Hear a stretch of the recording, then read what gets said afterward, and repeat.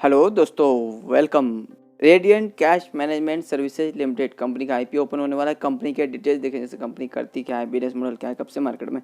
Company का financial status देखें, जैसे कि सेल्स ग्रोथ कैसा है, प्रॉफिट ग्रोथ कैसा है, आईपीओ लाने का कारण देखें, आईपीओ का price band, opening date, closing date देखें, आईपीओ का वैल्यूएशन क्या लगा है और अभी जीएमपी क्या चला है, ये देखेंगे। फाइनली इस आईपीओ में अप्लाई करें या अवॉइड करें, ये भी देखेंगे।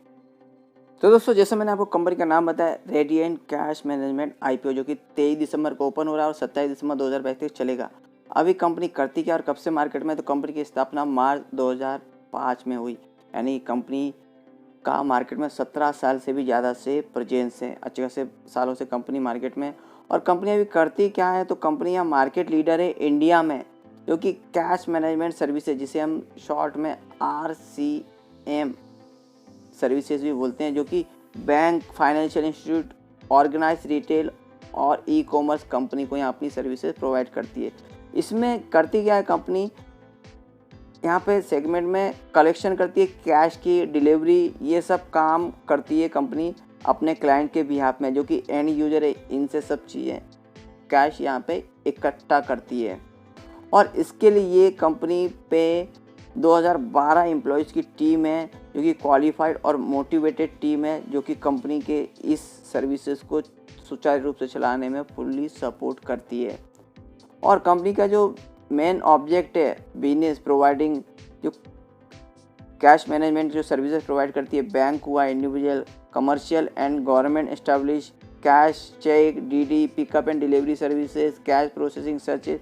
यहाँ पे अच्छी करेंसी हुआ, जो ख़राब करेंसी, इसका भी यहाँ पे शॉर्टिंग करती है कंपनी। नोट्स हुआ, कॉइन्स हुआ, वेरियस डोमिनेशन, यानी अलग अलग नोट का जो 1, 2, 1 रुपया, 5 रुपया, सब जितने भी है, 100 रुपया, 500 रुपया, 2000, ये सब का यहाँ पे भी सर्विसेज देती है। और ओवरनाइट होल्डिंग सर्विसेज, जो world cash and ATM card, cassette है, इंपॉर्टेंट डॉक्यूमेंट, ये भी सर्विस कंपनी देती है। इंपॉर्टेंट डॉक्यूमेंट, कैसेट पहुंचाना, और एटीएम सर्विसेज, पिन में Mailer, draft, cheque book delivery, ये सब भी कंपनी यहाँ पे सर्विसेज प्रोवाइड करती है। और जो सर्विसेज कंपनी देती है, आरबीआई की गाइडलाइन से उस हिसाब से कंपनी अपनी यहाँ पे सर्विसेज देती है। और कंपनी यहाँ इंडिया की लार्जेस्ट प्लेयर है इस सेगमेंट में, RCM सेगमेंट में। यहाँ कंपनी का अच्छा खासा नेटवर्क लोकेशन है। As on 31 March 2022 touch point भी यहाँ पे कंपनी के सबसे ज़्यादा हैं, जो कि 13,044 पिन कोड पे यहाँ पे कंपनी इंडिया में काम करती है, जो कि लगभग सभी डिस्ट्रिक्ट में इंडिया की यहाँ पे काम करती है। और 55,513 टच पॉइंट है कंपनी के, जो 5,388 लोकेशन पे एज ऑन 31 मार्च 2022 कंपनी काम कर रही है। और कंपनी के क्लाइंट्स में देख सकते हैं दोस्तों, बड़े बड़े बैंक हैं, Axis Bank Limited, Citibank, Deutsche Bank Limited, HDFC Bank Limited, ICICI Bank Limited, Kotak Mahindra Bank, Standard Chartered Bank, State Bank of India, और the Hong Kong and Shanghai Banking Corporation Limited, जिसे हम HSBC बैंक भी बोलते हैं, yes bank limited. ये सब बड़े बड़े बैंक कंपनी के क्लाइंट्स में हैं।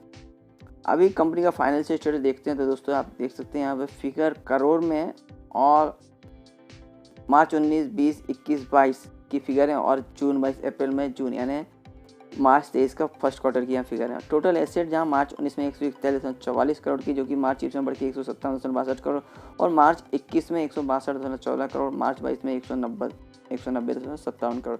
तो कंपनी का एसेट यहाँ ईयर ऑन ईयर बेसिस पे बढ़ा है, जो कि जून 22 में 203.95 करोड़ का हो गया है। रेवेन्यू ग्रोथ देखें तो मार्च 19 में 223.13 करोड़ की, कि मार्च 20 में बढ़ के 251.78 करोड़, और मार्च 21 में यहाँ देखेंगे तो दोस्तों थोड़ा सा यहाँ पे रेवेन्यू ग्रोथ कम देखने को मिली, कोरोना इम्पैक्ट बोल सकते, 224.16 करोड़। और दोबारा कंपनी का यहाँ पे रेवेन्यू ग्रोथ 286.97 करोड़ का गया मार्च 22 में, यानी कि अप्रैल में। और जून 22 में देखें तो यहाँ पे 84.38 करोड़ का फर्स्ट क्वार्टर में।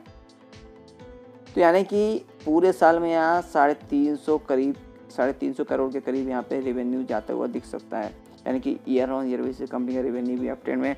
प्रॉफिट ग्रोथ देखें तो मार्च 19 में 25 करोड़ का, जो कि मार्च 20 में बढ़ के 36 करोड़ से भी ज़्यादा का, और मार्च 21 में 32.43 करोड़। तो थोड़ा सा यहाँ पे रेवेन्यू ग्रोथ भी कम था मार्च 21 में, यहाँ पे प्रॉफिट पे भी असर देखने को मिला। मार्च 22 में देखें तो 38.21 करोड़ का यहाँ पे कंपनी का प्रॉफिट आया, और जून 22 में यानी कि फर्स्ट क्वार्टर 23 में 15.32 करोड़ का, यानी यहाँ पे 60 करोड़ के करीब यहाँ पे मार्च 23 में कंपनी को प्रॉफिट आ सकता है। तो कंपनी का प्रॉफिट भी ईयर ऑन ईयर बेसिस पे ट्रेंड में। नेटवर्थ देखें तो मार्च 19 में 105.72 करोड़ का, मार्च 20 में 119.57 करोड़, मार्च 21 में 127 करोड़ का, और मार्च 22 में 139.76 करोड़, और जून 22 में 155.19 करोड़ का। तो नेटवर्थ भी कंपनी का ट्रेंड में। यहाँ पे कंपनी कर्ज देखें तो 1773 करोड़ का, जो कि मार्च 19 में, मार्च 22 में 2113 करोड़, और मार्च 21 में देखें तो कंपनी ने यहाँ पे अच्छा खासा कर्ज कम किया है। पर मार्च 22 में देखें तो कंपनी ने दोबारा यहाँ पे कर्ज बढ़ाया, जो कि 26.75 करोड़ का, और जून 22 में देखें तो 25.54 करोड़ का। तो ओवरऑल देखें तो कंपनी का यहाँ पे फाइनेंशियल अच्छा है, ठीक ठाक है। कंपनी ईयर ऑन बेस पे यहाँ पे आप ग्रोथ कर रही है, पर यहाँ पे थोड़ा सा कर्ज भी कंपनी ने बढ़ाया है। अभी आईपीओ लाने का रीज़न तो कंपनी को वर्किंग कैपिटल का रिक्वायरमेंट है। जो आईपीओ से पैसा आएगा ये वर्किंग कैपिटल रिक्वायरमेंट को फुलफिल करेगी कंपनी। और दूसरा, कंपनी अपना जो बिजनेस है कैपिटल एक्सपेंडिचर इसको करना है, कंपनी को परचेस करना है। जो वैन रहती है आपने देखा होगा, जो उसमें एटीएम के बाहर कभी कभी पैसा डालने में, वो उस टाइप की वैन कंपनी को लेने का है, परचेस करने का। यहाँ पे बिजनेस ग्रोथ भी यहाँ पे आगे देखने को मिलेगी, और जनरल कॉर्पोरेट पर्पस। तो ये पर्पज़ हैं आईपीओ लाने के।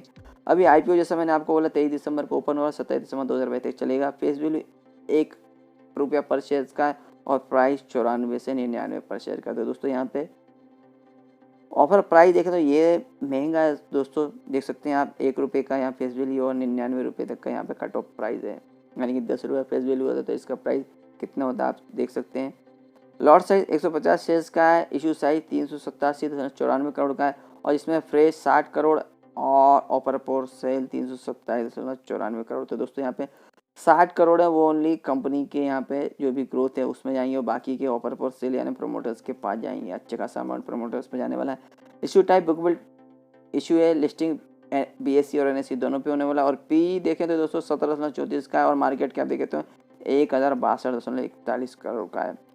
QIB कैटेगरी के लिए 50% का अलॉटमेंट रखा गया, जबकि NII समय HNI कैटेगरी बोलते हैं 15% का अलॉटमेंट, जबकि रिटेल कैटेगरी को 35% का अलॉटमेंट रखा गया है।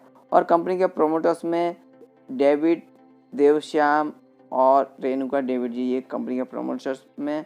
टेंटेटिव टाइम टेबल में दिसंबर 23 को आईपीओ ओपन, 27 दिसंबर तक चलेगा। 30 दिसंबर को अलॉटमेंट होगा, और 2 जनवरी को जिन्हें अलॉटमेंट नहीं मिलेगा उनका पैसा रिफंड किया जाएगा, और 3 जनवरी को जिन्हें अलॉटमेंट मिला है उनके डीमैट अकाउंट में शेयर किए जाएंगे। लिस्टिंग 4 जनवरी को है।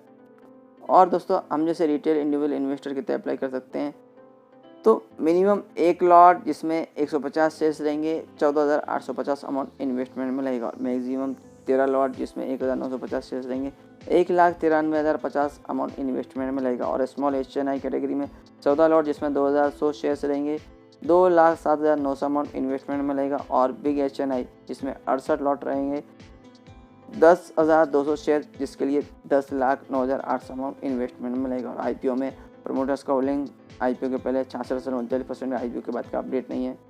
और दोस्तों अभी कंपनी के आईपीओ में हम अप्लाई कर रहे हैं, तो कंपनी का एड्रेस पता होना चाहिए। तो दोस्तों देख सकते हैं यहाँ पे टी नगर चेन्नई तमिलनाडु का एड्रेस है। Phone number, email ID, website, आप और भी यहाँ पे कंपनी की डिटेल चेक कर सकते हैं। रजिस्टर्ड कंपनी का link in time India private limited, phone number, email ID, registered का वेबसाइट हमें अलॉटमेंट चेक करने के लिए उपयोगी पड़ेगा। कंपनी का वैल्यूएशन में मार्जिन देखें तो फाइनेंशियल 2022 EPS 3.77, पी रेशो 24.93 से 26.26, और रिटर्न नेटवर्थ 17.34, NAV 13.80, ROC 33.7%, और EBITDA 20.73%, डेब्ट इक्विटी 0.21। तो दोस्तों जैसे आपने को मैंने बताया कंपनी के फाइनेंशियल अच्छे हैं। ईयर ऑन ईयर बेसिस पे कंपनी यहाँ पे ग्रोथ कर रही है, और कंपनी आगे भी और ग्रोथ करती हुई नज़र आ सकती है। और वैल्यूएशन है कंपनी का, जैसे मैंने आपको बोला कंपनी का वैल्यूएशन यहाँ पे महंगा लगाया हुआ है। और GMP अपडेट दे तो दोस्तों अभी फ़िलहाल GMP अपडेट नहीं है, और ना कि सब्जेक्ट टू सौदा। दोस्तों अभी इस कंपनी के आईपीओ में अप्लाई करें या अवॉइड करें, तो दोस्तों मैं बोलूँगा आप जो भी रिस्क ले सकते हैं इस कंपनी के आईपीओ में आप अप्लाई कर सकते हैं। पर लिस्टिंग गेन के लिए नहीं, लॉन्ग टर्म व्यू से आप इसमें इन्वेस्टमेंट कर सकते हैं, या आगे चल के कंपनी और भी यहाँ पे ग्रोथ दर्ज करेगी तो आगे चल के आपको लॉन्ग टर्म व्यू में ही फ़ायदा होगा। शॉर्ट टर्म में और लिस्टिंग गेन के लिए जिन्हें इन्वेस्टमेंट करना है वो इस कंपनी में इन्वेस्टमेंट ना करें।